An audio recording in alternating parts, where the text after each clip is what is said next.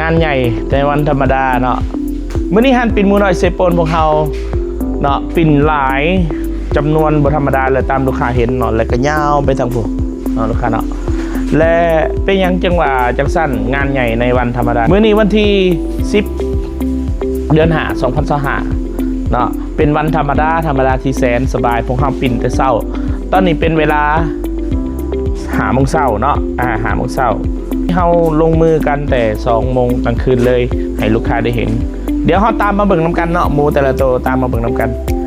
นี่คือตัวปิ่นแล้วใส่2 โลกับ3 โลให้ลูกค้าอันนี้ก็กำลังขึ้นเตาอยู่ลูกค้าเนาะงามๆเหลืองๆอันนั้นเสียบไปแล้วเนาะอยู่ในไม่เสียบ